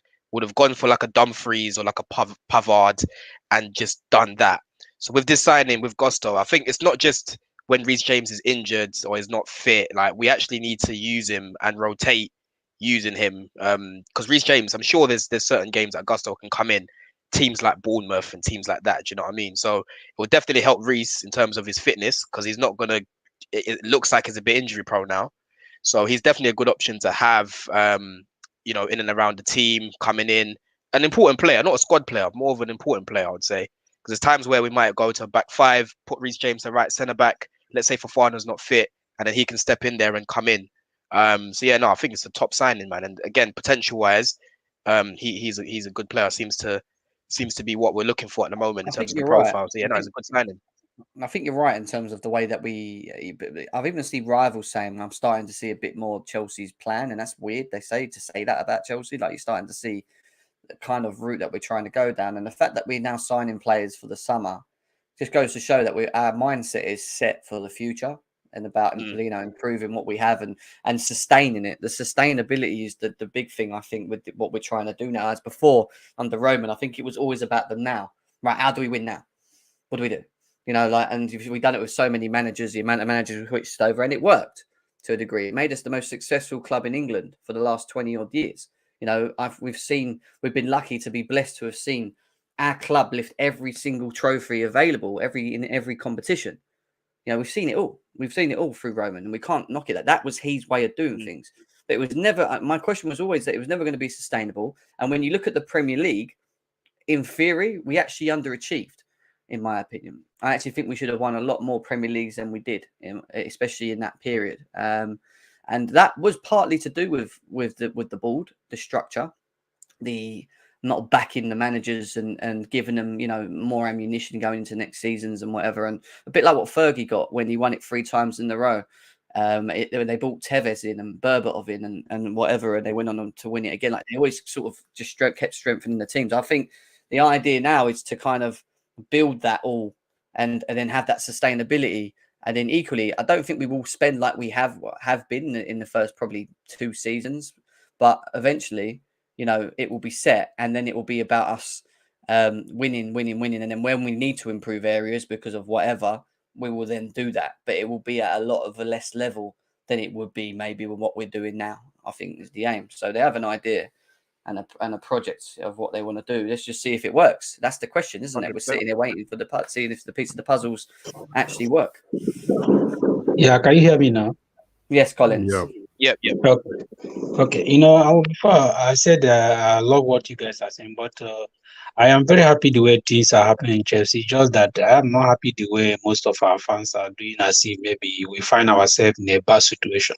Already we know where we are. So where we find ourselves is not like maybe we are going to relegation. Most of us know the reason we find ourselves in this. No team we lost 10 players or 11 players are still playing very well. No team. Even if, look at if Liverpool lost 2 players or Man City lost 3 players, they are not going to do anything.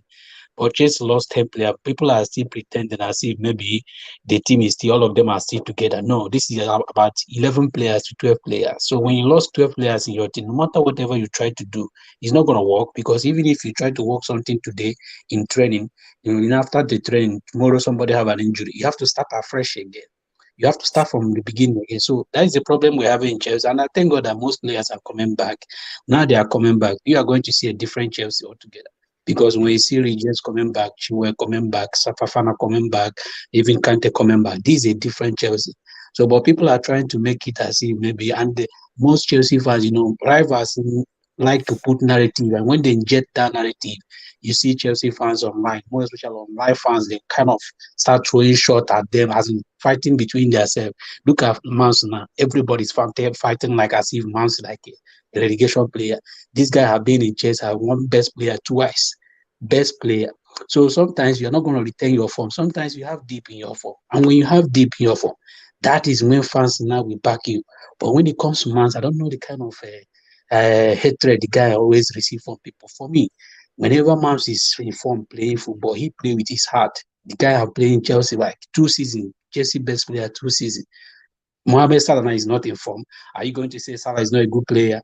A lot of people, even De Bruyne, if you watch De Bruyne yesterday, he was not in good form. Are you going to say De Bruyne is not a good player? Sometimes you're not going to keep playing 100%. Last 2 seasons, we see Messi. We also saw Messi. Messi couldn't even play very well. He lost form. So everybody, there's a time in your life you will lose form. But when it comes to like Mount or any Chelsea player, people start, I don't know, I don't believe most of them maybe they just supporting Chelsea maybe recently because Chelsea won champion. They are not true. When you truly a fan, you support your club in times of, that means a lot of Chelsea fans will not support Arsenal. Most of them will not support Liverpool because Arsenal almost 18 years, 20 years now, none of them have ever tested the Premiership. That means if you're a Chelsea fans for 18 years, no we are in Premiership, you will not say I'm not supporting Chelsea again. Liverpool, it took them 30 years. Imagine this generation of fans now, 30 good years, you couldn't even win a trophy. They will say, I'm not no longer supporting Chelsea. Now we're having problem. And the problem we have, I'm happy that the kind of owner Chelsea have now, they try to ratify wherever they have problem. And they try to improve the squad, signing good players, because I believe next season, a lot of players are going to go. Aspilicueta is going to leave. Giorgio is going to leave. Probably Koulibaly will leave. Koulibaly, Aubameyang, all of them. So you have a new team coming together. But the way Chelsea fans always do online, sometimes when I'm on Twitter, I keep looking at people. And the people I feel like whenever they hear something about you, they feel like defending your club. They are the one instigating all this kind of, I don't know if they want to click, they want somebody to like their tweet, or somebody make a video of Mouse. You took your time to make a video where Mouse made a mistake. You have to stay in your room, make all the whole video, just to push it out in your own narrative. Why can't you go back in 2 seasons when Mans was playing fine? Can you be able to make that video? But you can't make that video. But you are busy to run fast and make a video to show that Mans is not playing very well. All of us know that he's not informed. He's not informed, even after, because he was informed before going to World Cup. So coming back from that World Cup, he kind of fell deep. So we know he's going to go. I trust that if there is one player I trust in Chelsea, I always trust Mans. He will come back strong. He will very strong. He have a very strong mentality. So for me, now is when we need all of us to support the team very well. We need everybody to support the team because now the team needs us. Yeah, no, I agree, Collins. I think what you said there, you spoke a lot of sense, mate. To be fair, yeah, facts. It's not a lot of people are saying this thing, so it's pretty good. So yeah, no, I hear what you're saying. Adnan's turned up as well. What are you saying, Adnan? Hello, how is everyone? Not bad. How are you?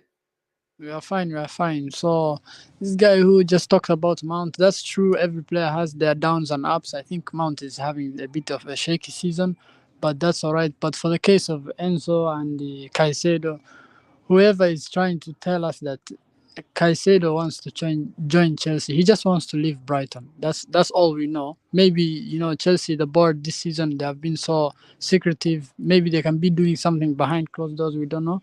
But for me, I would want to get Enzo at all costs, 100%.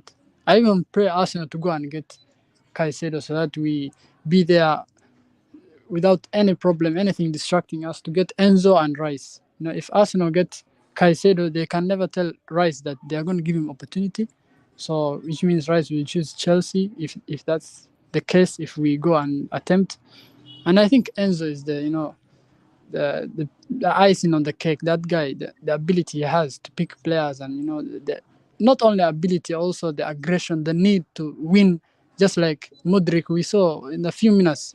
The need to play for Chelsea, the need to do something on the pitch. Even Enzo has that. Caicedo could be playing football, and you might think that he's hardworking, yes, but the ability and the courage that Enzo has, he wants more. He wants something. If you see and watch the games when he's playing for Benfica, not even for Argentina, but for Benfica, he gives it his all. And those are the kind of players we need. We know our coach is cold on the touchline, but we need players on the field that can, give a lot of. Yeah, I hear you, bro. I hear you. We'll have to see, mate. We'll have to see how it all pans out as well. Guys, is there anything else you want to quickly say? Because I'm going to bring in, I'm going to bring Pies on in a second. So I'm going to bring him in just individually quickly to have his say in that. And then I'm going to type. Is there any last things you want to say quickly before I bring him in? Yeah, based on that, Enzo, like my brother just said here, the last speaker, he said very well, because most people think that the Chelsea board don't know what they are doing. Those people, they have plan. If anybody telling that Chelsea don't have plan, they just throwing money up and down. You are making a big mistake. Those people, for them to get to that billionaire they are, they know what they are doing. So if you think a billionaire don't know what he's doing, you are just making a mistake. It's just that because of rival, most of them think that, okay, because Abramovich is no longer there, Chelsea is going to go relegation. So they are surprised that these people are even more ambitious than the Roman Abramovich. So that is why they keep pushing that narrative. If you watch English media, they keep talking about the third body is just buying players just for sake. No, he's not buying players. Those people knows what they are doing. And if you get somebody like Enzo, get somebody like him, for me, I don't want to rise. If Caicedo is something that is very good, because you are looking at the age they want to buy. That age is very important to them because they want a player that will stay in Chelsea for a long time. So for me, Enzo is the key point of anything. Like the guy they signed yesterday, that is another sign that everybody don't know. For me, that is the best signing for this one. I think that my problem is, again, we want to address the midfield completely, and I just think getting one of these players is still not addressing the midfield completely. I know we have Zakaria, we have Kante, we still have some profiles, but we still need a creator, a deep line creator, and we need a bot, like a sitting midfielder, someone like a Matic type. And if we don't get Caicedo, which everybody wants, my preference is Rice. I'm still saying that Declan Rice fits the team well. I'm not saying he's the best player, but he fits what we need. And if you put Rice next to Enzo, then Enzo can do his thing even more. And Rice is just, he's probably he's in the top 5 central midfielders, defensive type midfielders in the league. So just bring him in. I agree, bro. I agree, and I just think one of them places will be, both of them places may be sorted in the summer rather than them being in Jan. If we can get Enzo in the Jan, wow, that'd be a 10 out of 10 window for me. But I think Potter will just need one more midfielder. I think it's either Enzo, Rice, or Caicedo. But if it's Enzo, then I think Potter knows how to transform players. He will get one of the academy guys, whether it's Hall, whether it is transforming Chukwuemeka into a deep line playmaker. He did it with McAllister. McAllister was not playing the position he plays now. I think he was a 10, but now he made him to play in a more deep role. Potter can transform players, but you first have to give him the tools. At least give him one more player to put the other one aside. Now, like Badiashile came in, he knew Badiashile was not a world-class centre-back, but putting him alongside Thiago Silva means a lot. So bringing Enzo alongside Hall or Enzo alongside another youngster, Chukwuemeka can transform them. So that's I think why we need just one more midfielder. I hear you. Jim, I'm not sure if you've seen. I saw Chelsea FC Daily. Just one last thing as well. David Ornstein on his podcast, he spoke about the newer contracts, about the reductions on the wages if we don't make the Champions League. Get rid of a home goal. Exactly. And this will keep the players hungry as well, because listen, if we don't make Champions League, my wages are going down. So again, that's another positive to take from the new ownership. We'd be in profit if we sell a player in this January market. How mad is that after all the signings we've made? It's crazy, absolutely crazy. I'm looking forward to the summer. Yeah, I'm looking forward to the summer. Yeah. Just very last comment. I'm looking forward to the summer because I'm looking forward to us cutting down the squad and really, kickstarting the new look Chelsea. 100%. I think when we get rid of players we don't need, then we'll start, moving up the table. That's the next step, isn't it? After we've got the incomings in, there's going to be a lot of outgoings for me, and it's going to be interested to see who the outgoings are. We know who some of them are, but there might be more added to it as well. So let's see what happens with that. Right, guys, I'm going to quickly bring. Let's see what Piers has got to say. I'm going to bring him in, so I'm just going to drop you that quickly, I will shout. We'll talk in a bit. Probably do a show on Monday. We've got a show on Tuesday as well, and then we'll just open up the lines again and get everyone involved. All right. So big up, guys. Talk to you in a bit. Yeah. All right, guys. Sweet. Big up. Cool.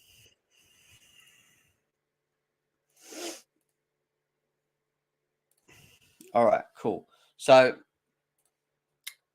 giving Piers the link. Obviously, let's get Piers in. See what he's got to say on some of the stuff. It'd be interesting to see what his feelings are as well. In the meantime, guys, get the likes up. Smash them likes. Still 500 people here as well.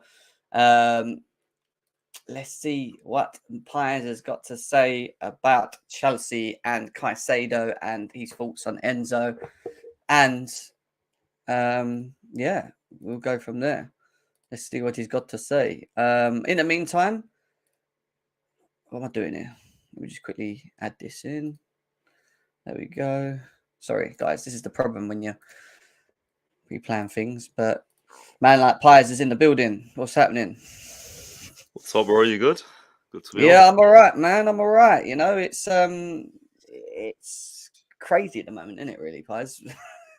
things are happening. Things as the great Gerard Romero used to say.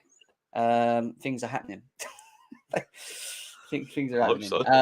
We hope so. Yeah. So, I wanted to just obviously get your thoughts on obviously Malo Gusto. Quickly talk about Caicedo, a bit about Enzo.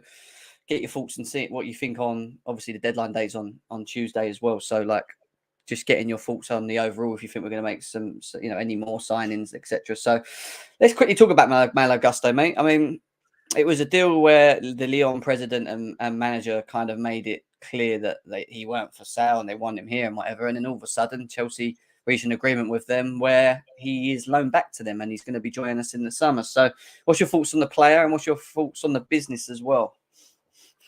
I think he's a very good player, for sure. I mean, he's got a lot of talent. Yeah, I'll be interested to see next season sort of how much he plays, considering if obviously Reece stays fit. But I think it's great depth to have, and Reece could also be moved into like a midfield position maybe in certain games. So I think it gives Graham Potter a lot of tactical versatility, lots of options. Can be versatile with his team selections and kind of be unpredictable as well. So yeah, I think it's a good price as well, to be honest. I mean, what 26 million plus add-ons, which you'd probably imagine are performance based. So I think in this market for someone with so much talent, that's quite a good deal. 100%. I think when you look at the player profile as well, I think he's still very young. I think he has the ability to obviously grow. We've already spoke this in the group, but athletic, quick, and he's actually a good creator. Would you not agree? Like he can cross, something that without Reece James in the pitch, it seems like we seem to struggle with, but can actually create, as well. I'm looking forward to him. I think him.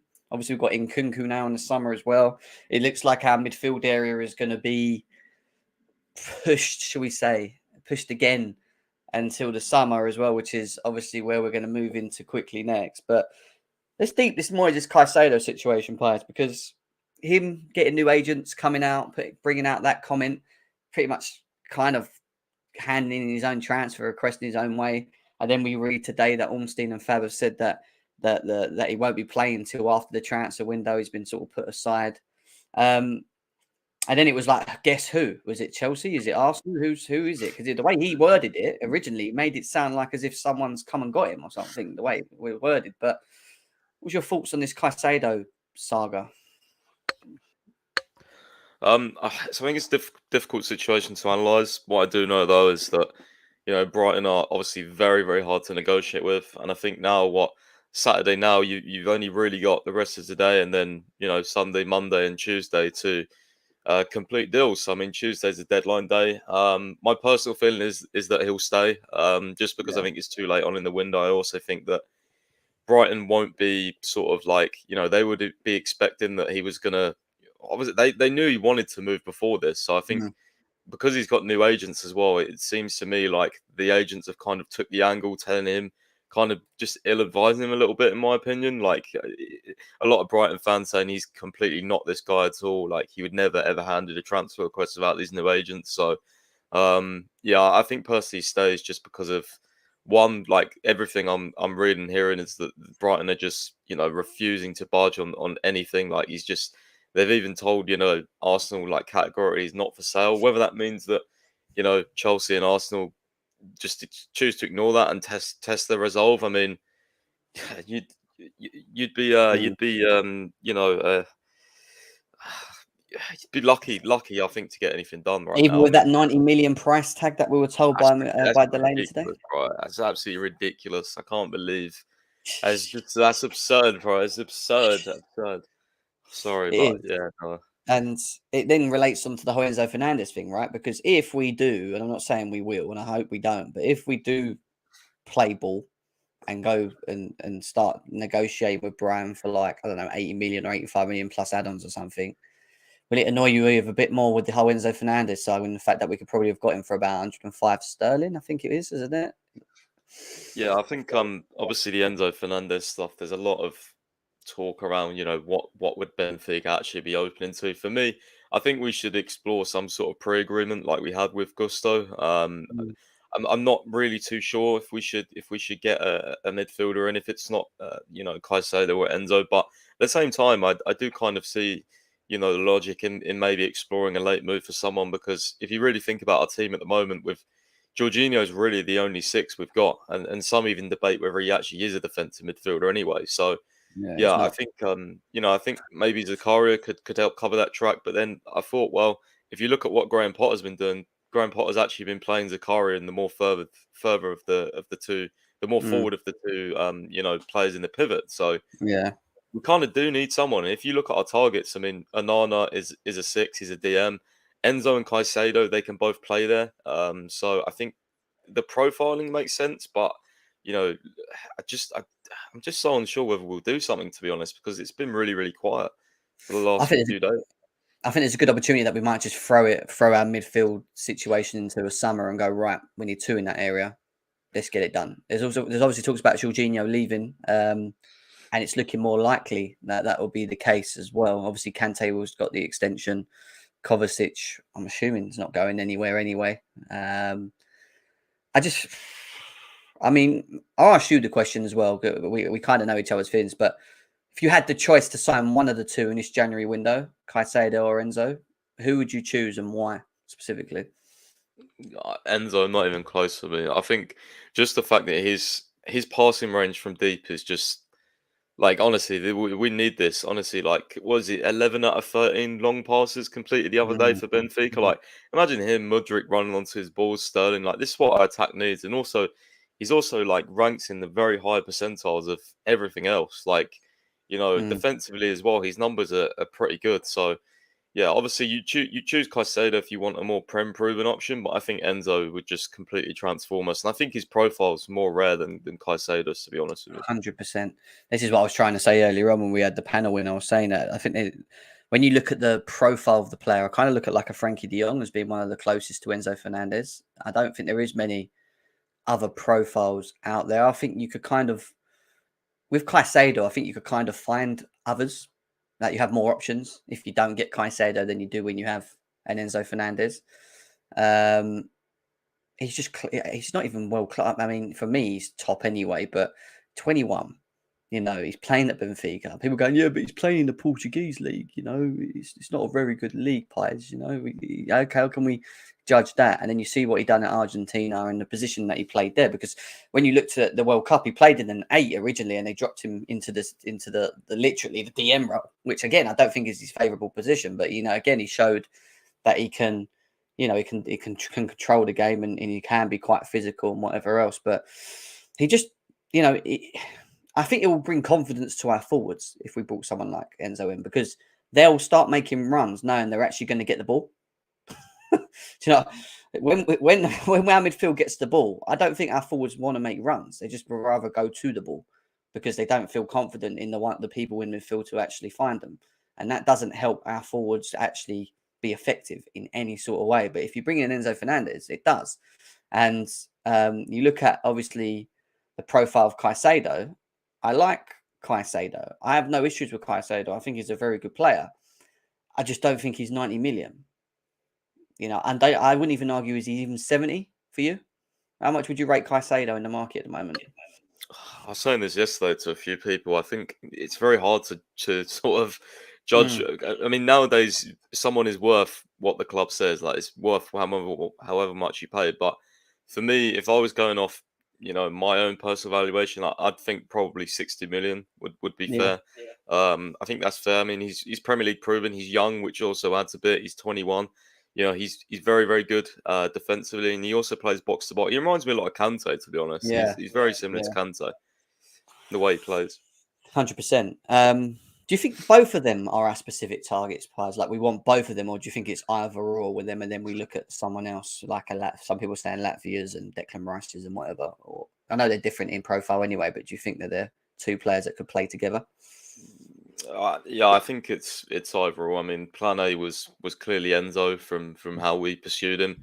Caicedo looks like Plan B, or a very sort of low Plan A, I would say, because obviously Graham Potter has worked with him, and I'm sure they'd be happy to get either. But from there, really, you've only really heard Anana. Obviously, we made a move for him. He looked like the Plan C or whatever. And anything else after that, I think they'll probably have higher up targets like your Declan Rice's, like Romeo Lavia's, but Rice and Lavia, they're not going to leave in January. So, especially not this late. Lavia, especially. Southampton are in a relegation fight, and he's one of their most important players. So, yeah, it's difficult. Southampton don't like doing business with Chelsea, though. Someone was telling me the other day. I don't know why, but apparently they don't like doing business with Chelsea. We've done anything to piss them off before? I don't know. Couch says, what would prime Kante be worth in today's market? Priceless. Jesus. I don't know. 200 mil? It's got to be a minimum 200 mil in this market. easily, like hands down. You know, the best in the world, in my opinion, when fit as well. JP, I know you're the only one that doubts Enzo. You do it every time in the chat, and that's your opinion. I get it. You go, oh, he played with Messi. Doesn't every player look good against Messi? But that's just such a lazy answer, bro. You've not watched him in the Champions League. Have you not watched him in the Portuguese league? He's playing for a Benfica team where you could argue there's a lot less talent there. I mean, they're not bad, don't get me wrong, but they're not at the level of Chelsea or even the Argentina blooming World Cup squad.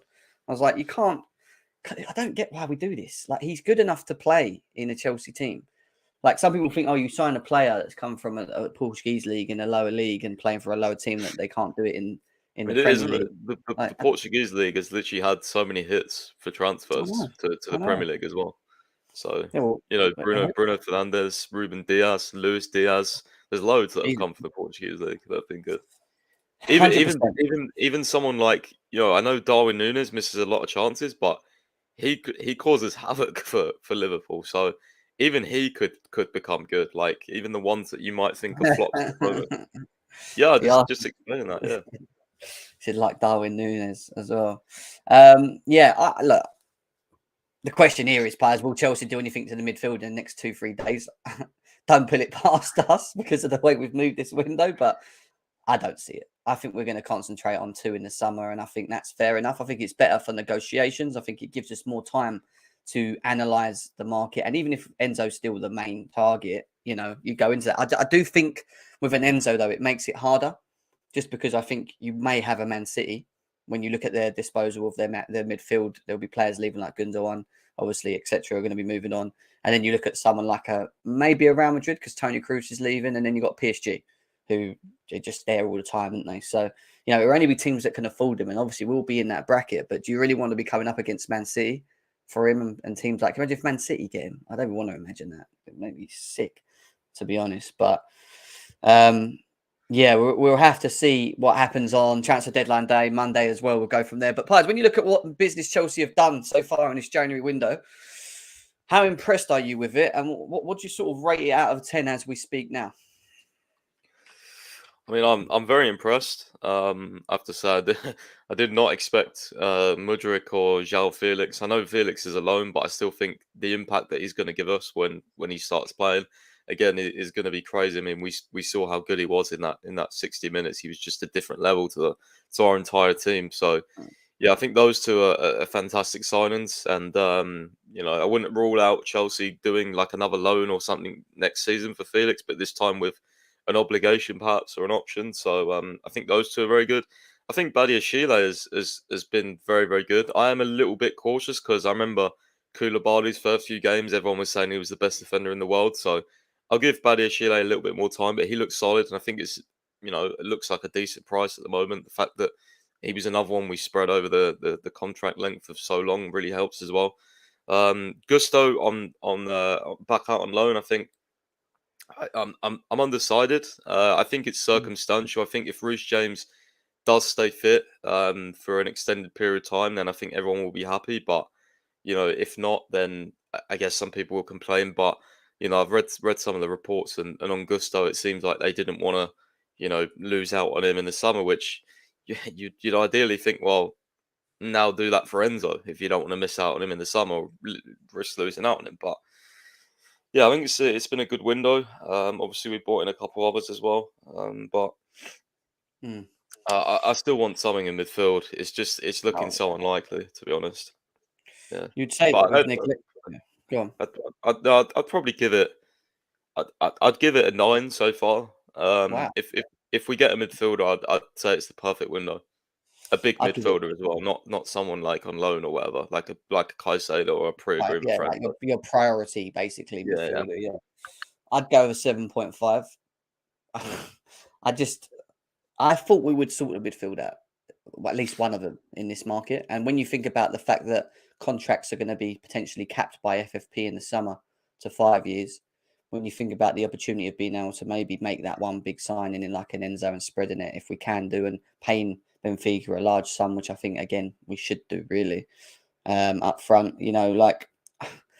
I just thought we might have just done it, whether it's a Caicedo or whatever, but I don't see Caicedo happening for the value that Brighton want him.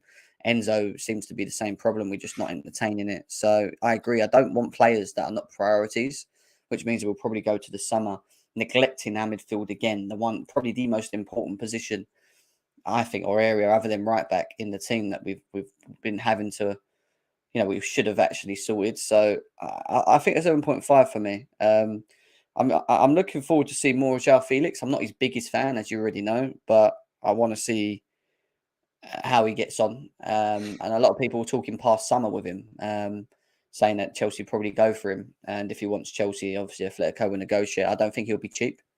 Again, you're looking at midfield and you want to get 2 midfielders, and then you've got João Felix is going to be what, market value 70 mil easily, probably. Yeah, but I think, as you said, or as I said, I think we could see something next summer where we kind of extend his loan, but this time we actually maybe have to pay for summer 2024, which wouldn't then allow us to do more business if we got him back on loan. Yeah, that's an option. If we go for a loan and then somehow put a clause in it to buy him at some point, then do that. That would make a lot of sense. Yes, this is the one and only Pies in the building. Yeah, so I'm interested to see him. I'm very excited for Mudryk.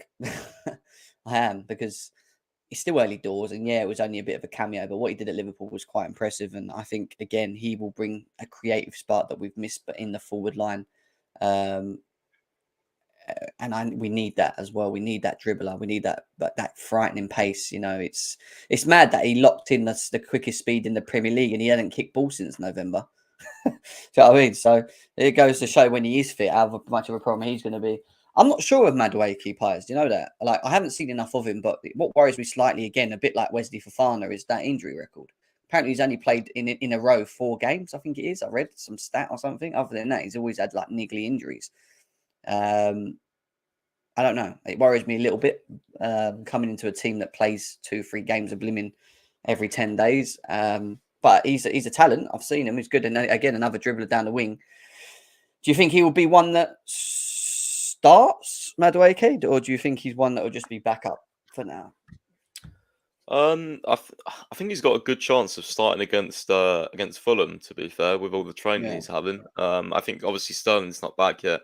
I think Sterling will probably start when he gets back, but I think with Madueke you have a different option. He's a left-footed player, and he's also quick, and he could dribble really well, like Ziyech. So I always said Ziyech would be like one of the best wingers in the world if he had a lot of pace and he could dribble, but he doesn't. So and some people are like, well, some people think there's not that much of a difference, but honestly, in the Premier League, as a winger, like, you've got to have decent pace and be able to dribble. It's the 2 most important things. So I'm looking forward to seeing him. I've seen him a bit. He's an exciting player, but as I've said, and you've just said there, his injuries do definitely worry me a lot. I'm not gonna lie. We'll have to wait and see, and how we monitor. I mean, our medical team ain't the greatest, as we know already, so we'll have to wait and see how we move forward with him as well. Let's not forget about Datro Fofana as well. We signed that guy. You remember? He's not played much football for Chelsea, but he's there. Kai says Mount should be sold. Tell Pies to admit it. We need a proper rebuild. I don't think Mount should be the first player out the door in that forward line. I think there's a couple before him, even though I don't think he's in the greatest of forms. So, thoughts on Mount's contract, Pies, quickly? Obviously, again, we're reading Liverpool, supposedly Liverpool are quite interested with this. Chelsea still haven't negotiated a contract with deal with him yet. I mean, do you expect that to happen soon, or do you think it's a bit more than that?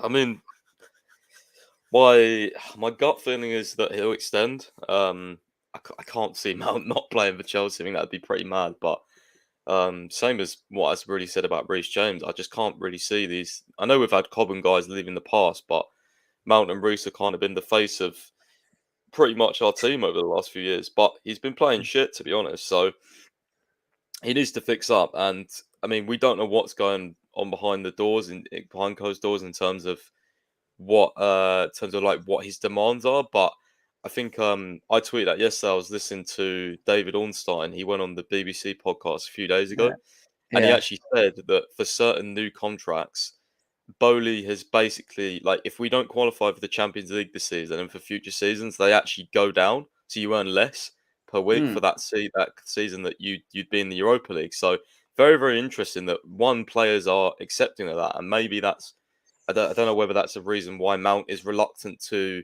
accept now, because if he accepts now, then next season he'd be on lower wages if it comes into effect straight away. So, but anyway, I mean, it shouldn't be about the money for Mount. Mount should just everyone puts across that he's proper Chelsea and all this and all that, and he's just I mean, what can you say really? He needs to fix up though. He's been absolutely awful, man. He's been so bad. Equally, would we say he's been very good the 2 seasons that he has been here? I mean, yeah. I think I think the first season he was very good. Last season he got more goals and he had a really, really good GA return. But in terms of his performances, I still thought the first season under Lampard was better.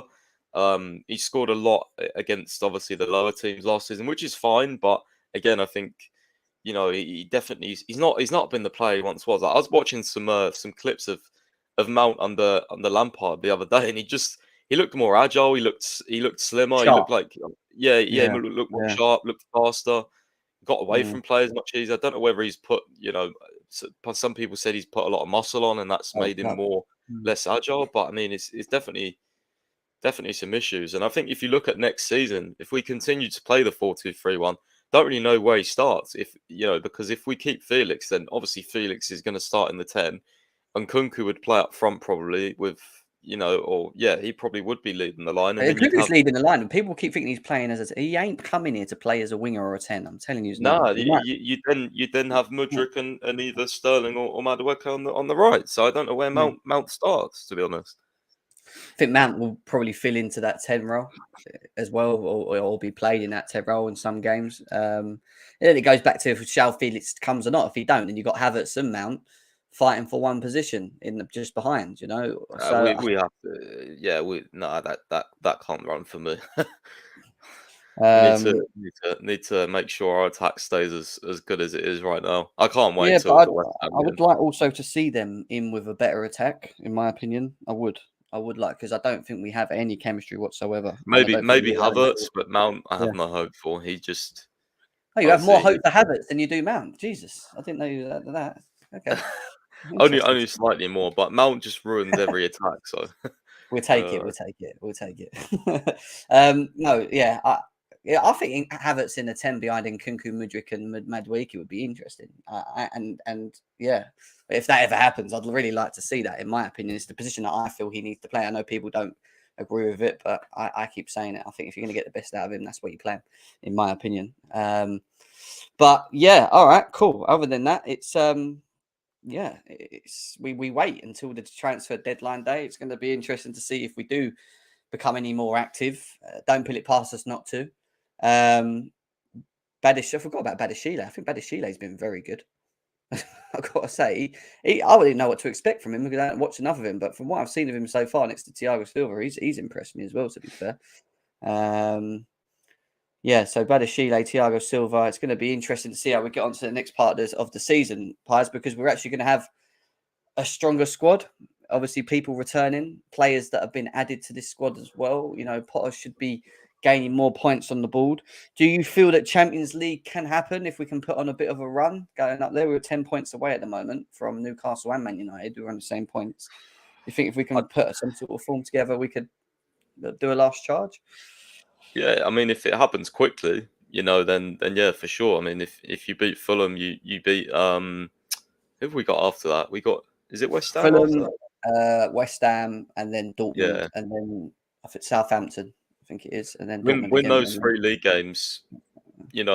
Providing Newcastle obviously don't win all their 3, I feel like we've got a chance. Yeah, and the biggest thing for me obviously is keeping Reece James fit. Is just when Graham Potter hasn't lost when Reece James has started. I think it's like 6 games or something. So he's huge for our team, man. He's so good against Bournemouth when he come back. That game when he played in the back, we done a back 4-4-2-3-1, and we actually just looked so much more balanced, didn't we? With him and then you saw when he came off and it went all dull again. It was really bad after he came off. It was boring. In it out bad. It's that bad that we rely on a right back to balance our team. That's how bad the squad is at the moment. It's so bad. Mohammed Welly with a donation. Big up to you, bro. He says, our window so far is a 6 out of 10 for me. The midfield has been most critical, and it is addressed. We need 2 or more midfielders. Enzo for 120 million or 90 million for Moises Caicedo. I already said who I'd pick. Enzo. Pies has already said that he would pick Enzo. I don't know is the answer to that, if it will be done. We'll have to wait and see. I've got a feeling that we're going to leave the midfield and probably just be happy with what we've done up to this point and just stick with the midfield we've got. It depends on Zakaria. Do we know how long he's out, Pies? Has that even been confirmed yet? Like, how long is Zakaria out for? It was said to be about a month, but that was a couple of weeks ago now, I think. So, yeah, shouldn't be up for too long. So he might miss the Fulham game, but it could potentially be back for West Ham and Dortmund, obviously, which would be or maybe after that. Yeah.